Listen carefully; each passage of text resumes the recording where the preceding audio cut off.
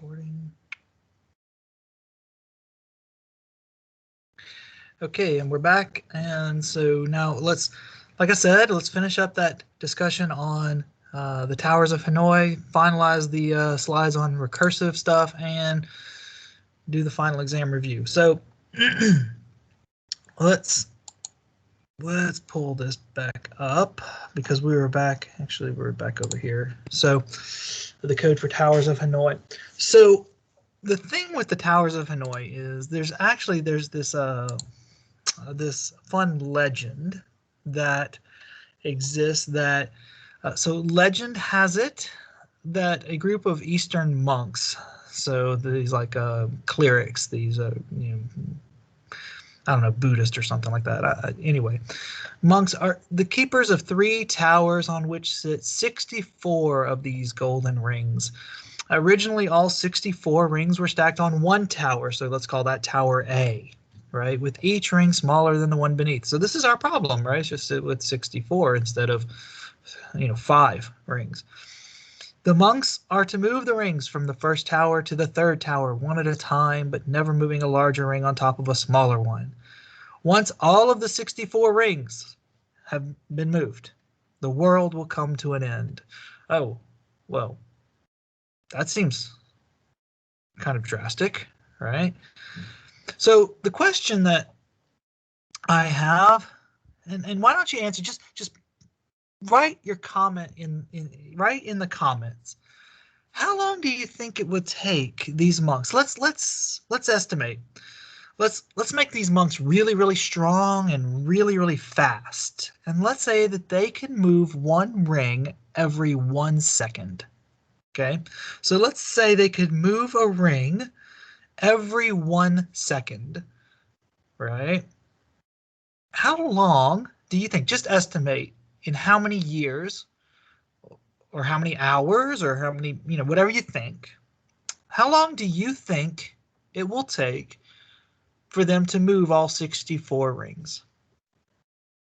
All right, so why don't you write that in a comment? Well, I'll let you guys do that now, and then we'll figure it out together, okay? Don't figure it out. Just take a guess. Wild guess. Do you think it'll be a year? Do you think it'll be a couple of days? Just write what you think.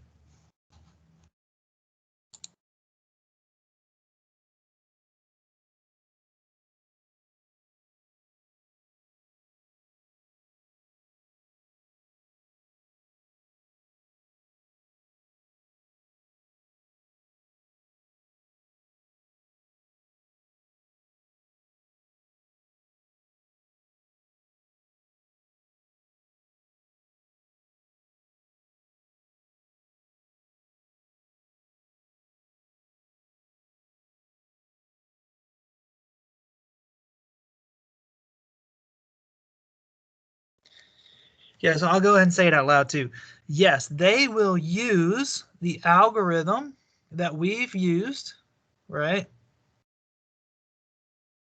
They'll use the algorithm that we used to try to move the rings. So how many years do you think it'll take? How long do you think it'll take?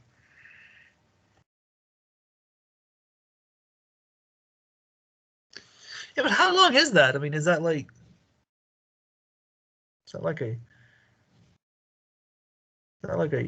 10 years? How long is that?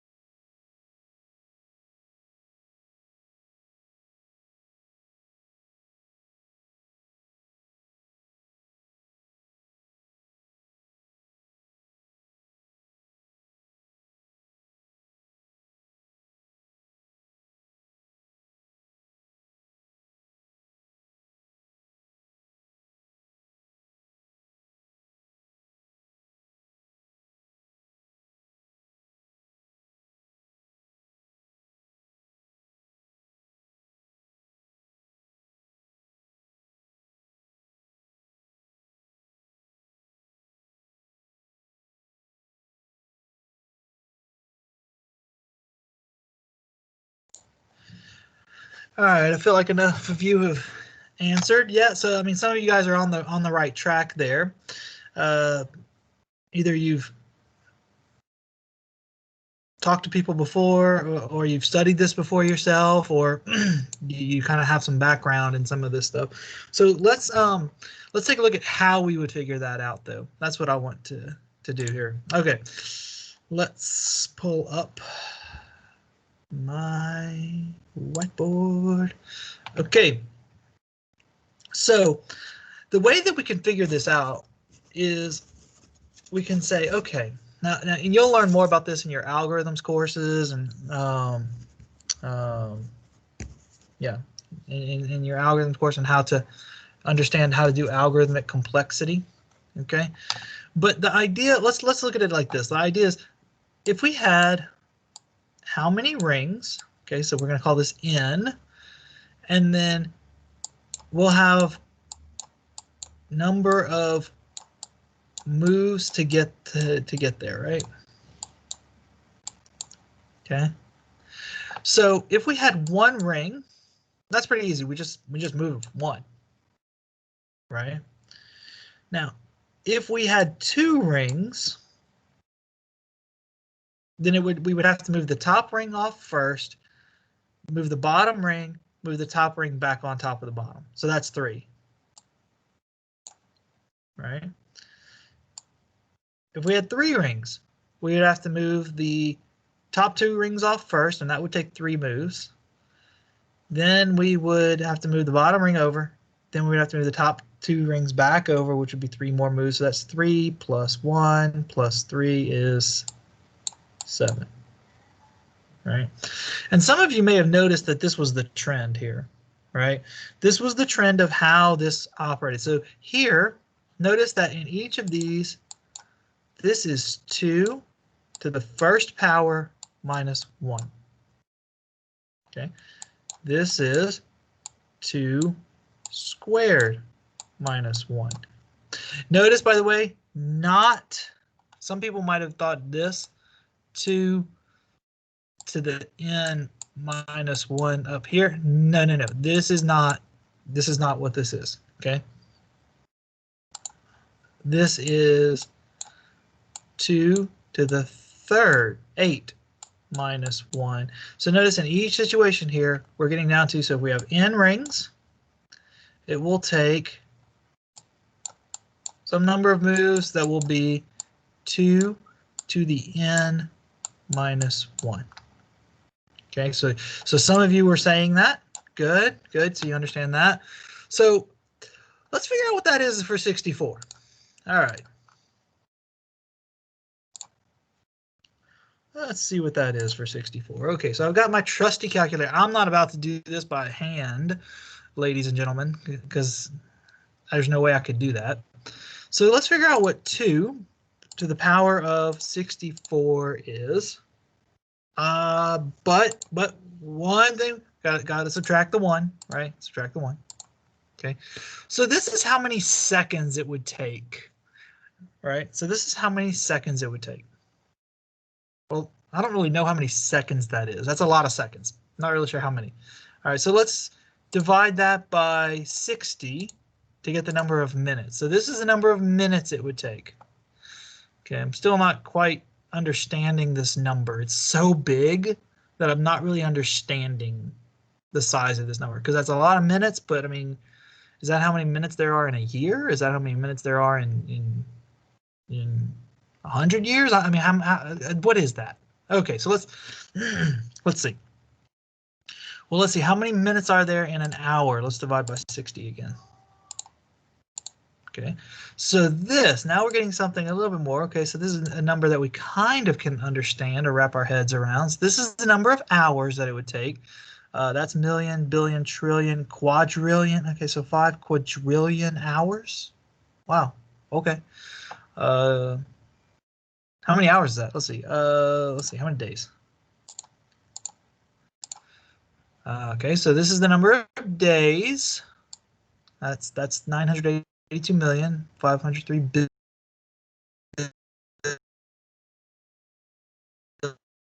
A really long time to me. Yeah, it's sounding like a little long. really long time. Okay, so we'll find out how many years that is. 365 point. By the way, it's not 25. It's actually closer to 2422. That's the whole reason why their leap years are not always just divisible by 4. Just go with me here. Okay. All right. So let's see how many years this would take. Now that's a number I can kind of understand. This is 584 billion years. Okay, so by comparison, 584 billion years. Remember that number. Okay. Because what we're going to do is we're going to say, okay, wait a second. So how much time do we have left? How much time do we have left? Let's see. Age of the universe. So, okay, so 584 billion years is how long it will take, and the universe is currently around 13.8 billion years old. So that means, okay, so if we go back to our calculator, let's round up to 14 just for fun, right? Just for fun. So let's take this number and subtract 14, not thousand, not million, but billion years. And we are looking at having approximately 570 billion years remaining until the end of the Earth. And that's assuming that the Earth started with the universe, which we know is not true, but you know, okay. So 570 billion years left. So I think we're safe. I think we're gonna be okay. All right. So nobody needs to go hunkering down in any like shelters or anything anytime soon. Apocalypse is not upon us just yet. All right. All right. Anyway, enough kidding aside. Let's go back to our slides to finish off our discussion on recursion. A few more examples that you can look at in your own time is how to do a greatest common denominator using recursion.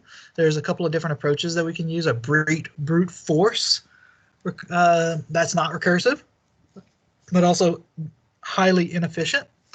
Euclid's algorithm is given as well, and a recursive means as well. Okay, and then there's another discussion on fractals if you're interested in geometry and stuff like that. And fractal stuff, but I'm not going to go into that. All right. Now, here's where the trade-off is, and this is where I want to end our discussion on recursion. The last couple of slides here.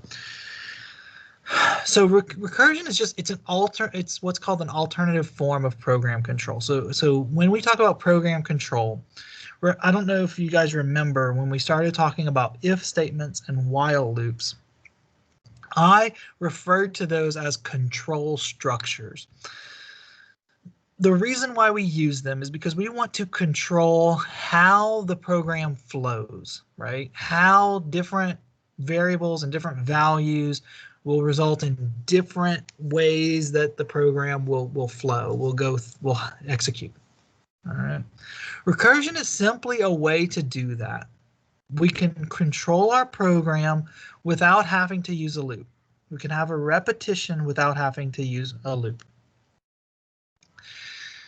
I need to say that recursion does, it says here, bears substantial overhead. An example of that would be that is palindrome method that every time we called it created a new string. Okay. Recursion is not cheap. It will result in multiple objects being created or multiple states for the method that we're in, being saved and stuff like that. So it does cost something, but where it can help, is that if it's easier for us as programmers to maintain the code, then that can be a good trade-off. If an iterative approach is very difficult to understand for a new programmer coming in or a new programmer that's not been working on the project before, If an iterative solution is difficult to understand, then that may cost us, our company, time in the long run for them to be able to gain the understanding of it, to be able to maintain it and stuff like that. Whereas if a recursive solution is used and it's easier to understand and easier to maintain, it might be worth the cost of the efficiency of the program itself. Okay, so this is what we call a trade-off. And each time that we try to solve a problem, we have to be able to assess the different trade-offs of, okay, do we want a really efficient program that might be hard to maintain? Well, that might be a good idea, especially if the program is run a lot on high data, on big data or on high amounts of data, but isn't really necessarily maintained all that much. Like once it's written, it doesn't really need to be looked at again, right? If that's the case, then yes, a very efficient iterative solution would probably be best. On the other hand, if it's a program that is going to be looked at quite frequently, reassessed, reevaluated, maintained, edited, done stuff with, but but the cost in execution is not too great, then maybe a recursive solution situations. There's not a one size fits all. It's not that one answer is always better than another. Okay, it's that we need to look at the details of how the program is to be executed and how the program is to be maintained in the future to be able to determine which type of solution we might want to use. Okay. All right. Again, recursion is good for solving problems if they're inherently recursive. If they look recursive, and again, like the Fibonacci number, it looks recursive because of its definition, but as we saw, efficiency-wise, it's a terrible idea to do Fibonacci using recursion. Okay. All right. One final slide on here, if you want to look at, we won't go into this example here in lecture, but the idea of tail recursive. Notice that in the, if I scroll back up, not Fibonacci.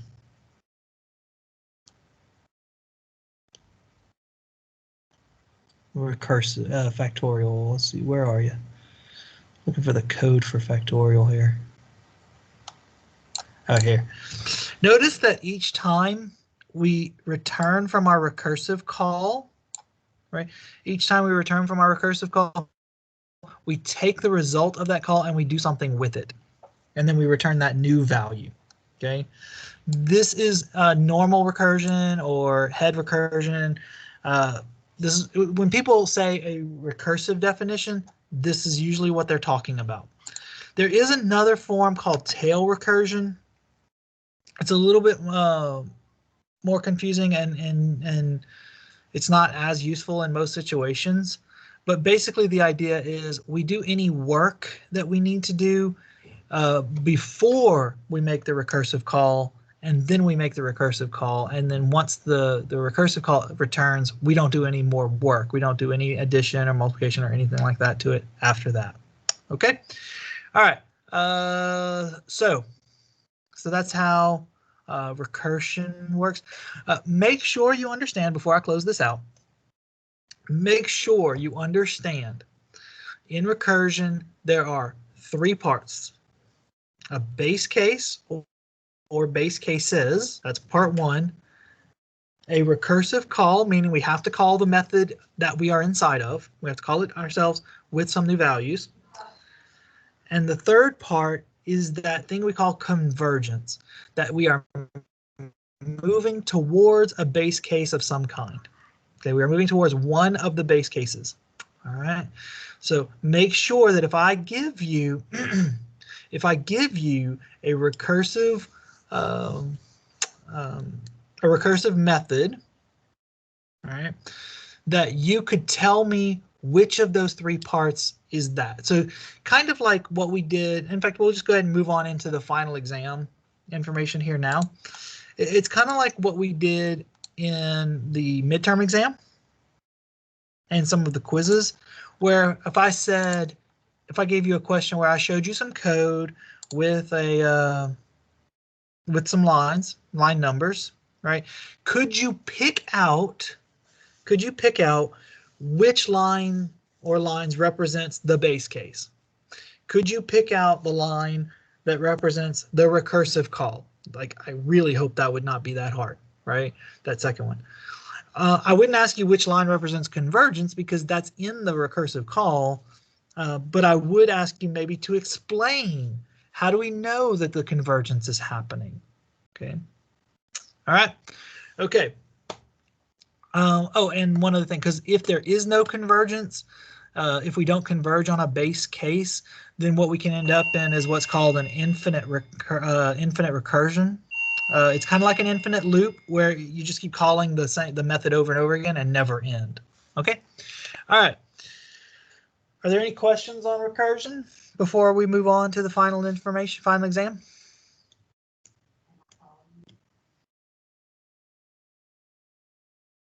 Nope. Okay. All right. So I kind of didn't do this whole quote of the day thing this semester. I think I kind of forgot to do this every week. This has been such a weird semester, but every semester before now, I've always started off my lectures with a quote of the day. I think it's very important to just kind of branch out a little bit, break the ice.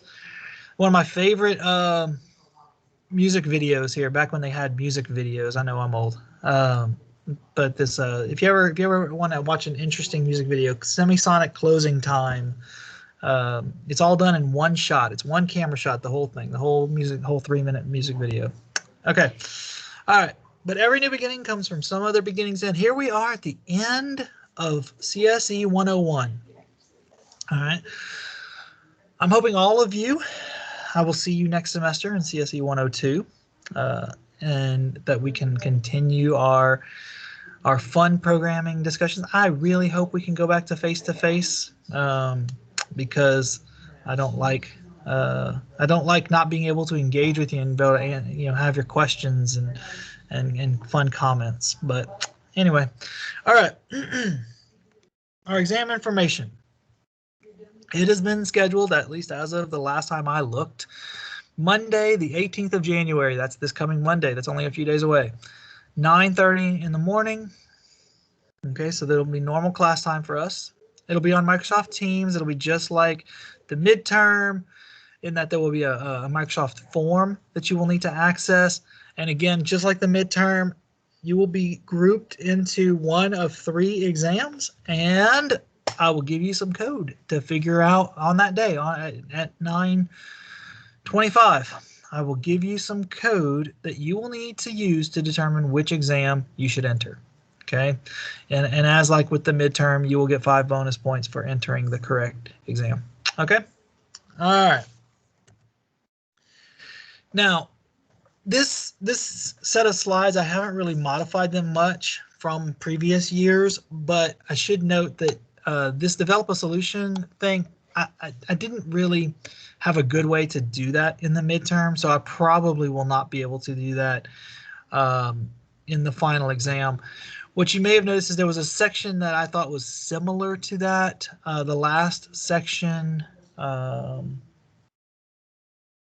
where you basically kind of graded 5 different examples of a method that was trying to do the same thing, and you kind of assessed them for their understandability and for whether or not they did the right thing.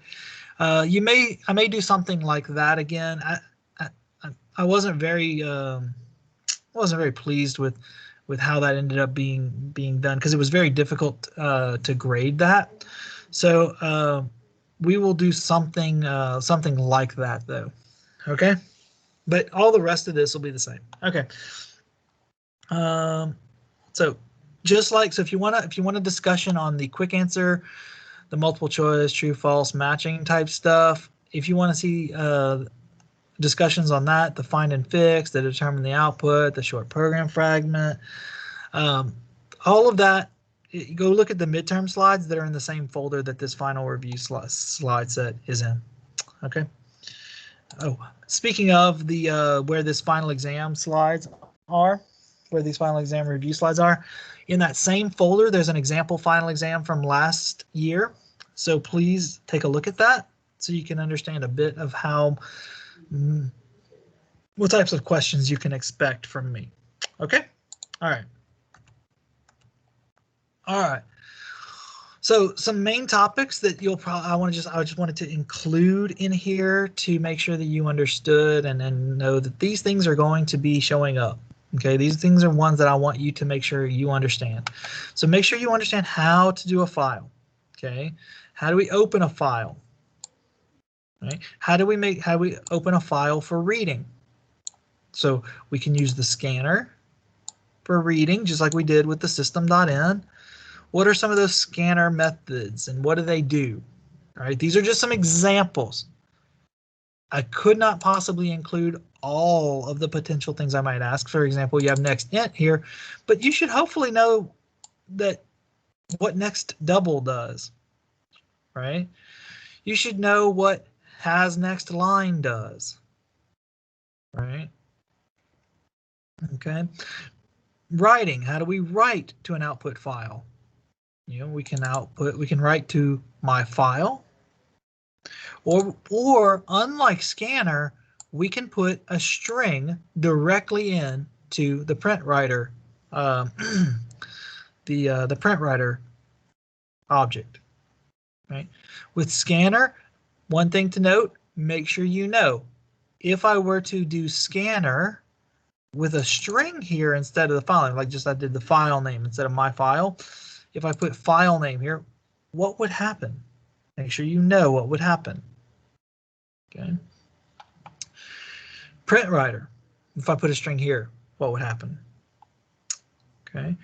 Make sure you know in reading and writing, what happens if a file doesn't exist yet for reading or for writing? What happens if a file exists already for reading or for writing? Okay. And then finally, know that we need to close the file, that once we're done reading or writing a file, that we can close it. Okay, and that what happens if we don't close an input file?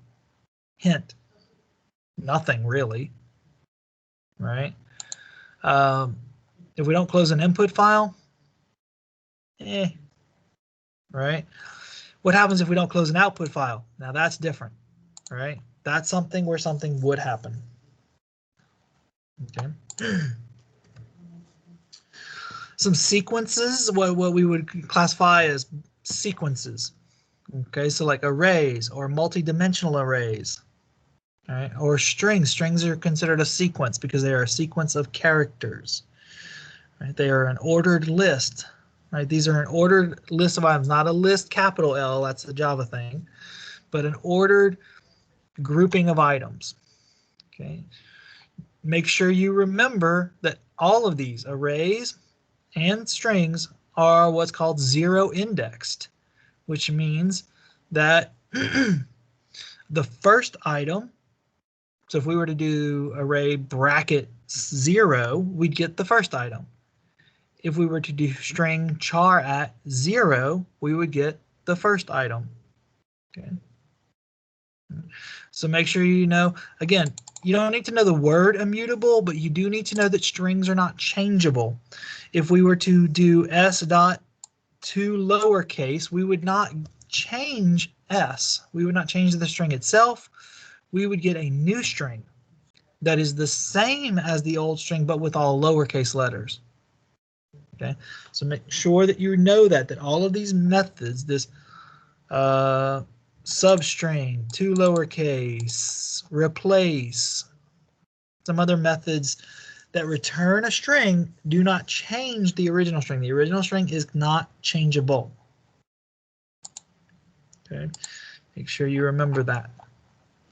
Okay. Okay, make sure you understand how to use command line arguments.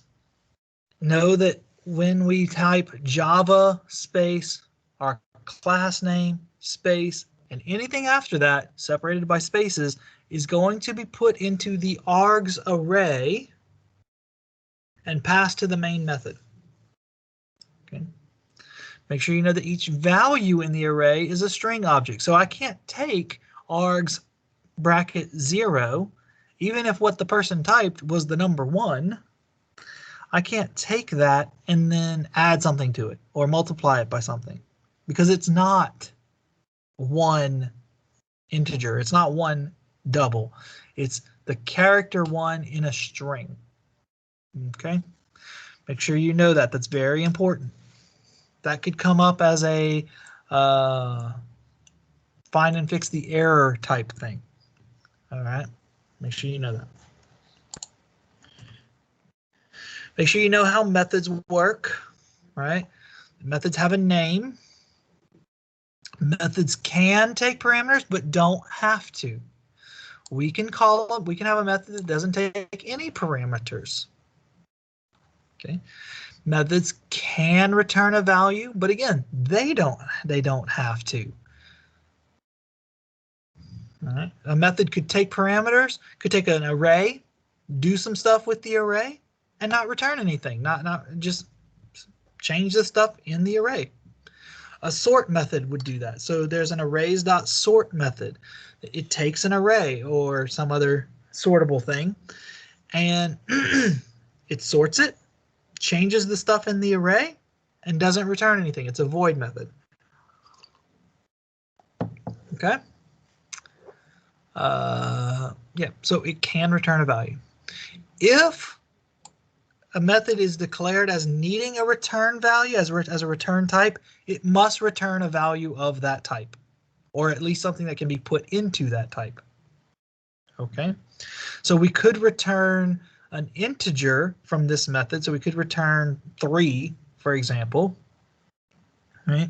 Because that could be put into a double value, into a double variable. But if this were an int method, we could not return a double value. Okay. All right. So if this has a type, a data type, it must return something. If this is a void type, it must not return anything. In fact, we can use a return statement with no, just return semicolon. So we could do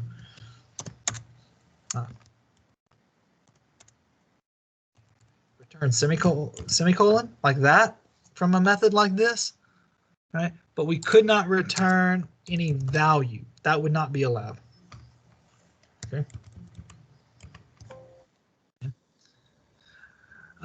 We just call it using the name of the method here, and parameters inside of parentheses. So however many parameters there are, we must pass that many parameters, right, of that type or something that can be put into a variable of that type in that order. Okay, there's a lot of stuff to remember here. This list has to be these types or can be put into these types and in the correct order, because what happens in this example, 1 will be copied into A, the parameter A, 2 will be copied into B, 3 will be copied into C, 4 will be copied into X. Okay. These don't have to be static values. These don't have to be like for a number type, for a double or an int. It doesn't have to be a numeric value. It could be a variable. We could pass it a variable with a value in it. Okay. So we could pass it my A, my B, my C, my D, right? As long as each of these are a type that can fit into a double variable. Okay. All right, so that's methods. Okay. Oh, speaking of methods, please make sure that you know the difference between print and return. This is one of those things that I test on a lot because of how often these two get confused. If I say that a method should give a value, so for example, this method returns double. It takes some values, A, B, C, and D. It calculates the value. It returns that value. It gives me that value back. When I get that value from this call, I can assign it to a variable in my calling program or main method or whatever. Okay. Right. So this method returns a value. It does not display anything. Okay, the quadratic method on the previous slide does not display anything. Okay, so if I say that my method should give a value back or return a value, you should have a return statement in there to send the value back.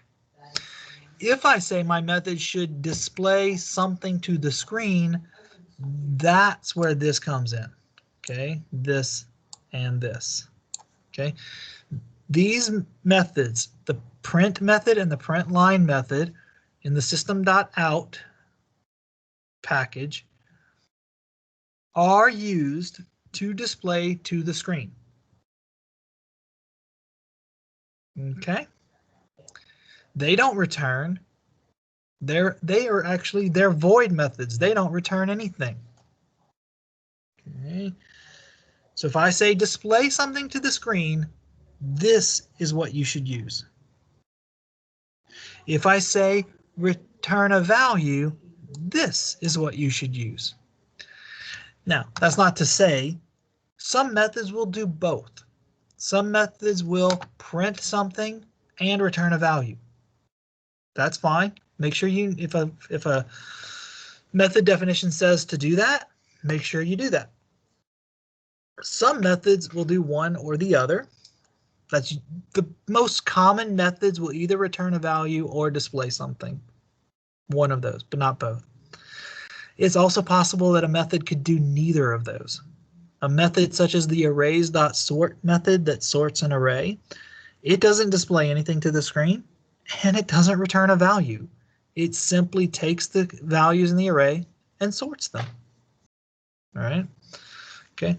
So make sure, again, I'm harping on this. I am going through this multiple times because of it's probably the thing I see get confused more often than anything else for first-year programmers.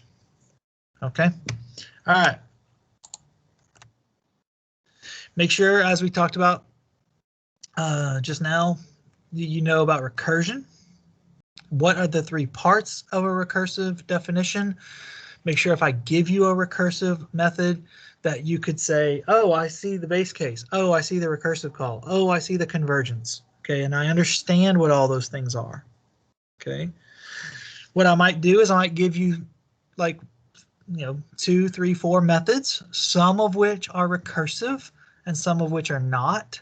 And I might say, oh, can you please tell me which ones of these are recursive and which ones of these are not, and explain why. Why is the ones that you think are recursive? Why do you think they're recursive? For the ones that are not, why are they not? Okay. All right. So that might be a question I might give you on this exam. Okay. Make sure you understand repetition, and I probably should have put conditionals first. Okay. Make sure you understand conditionals and repetition. If, that's just what we do. That's what we have for a section of code that we want to execute if a condition is true. We can have an else if we do this if the previous condition was false, but now this condition is true. So let's say we had if x, else if y. Okay. Now, if x is true, it doesn't matter what y is. If x is true, we do whatever's in this code. We only do what's in this code if x was false and y is true. Okay, we will never even test y if it's true or false if x is true in the first place. Okay, and then finally else, if there is no if on this, if it's just else, then we do this if all the previous conditions were false. Okay, an else without a previous if makes no sense. We cannot have an else without a previous if. Else means, I don't know about you guys. I don't know if there's a Turkish equivalent for this. But a lot of times, the joke is our parents would say, you need to do this or else. Right? Or else. Well, they didn't give us an if to start that off, did they? It was just or else. Right? In programming, that doesn't work. We can't have just an else. Right? We have to have a previous if we have an else to deal with it. Okay? Repetition, again, make sure you understand initializate for a for loop, initialization, a condition to test, and some type of way to modify the iterator.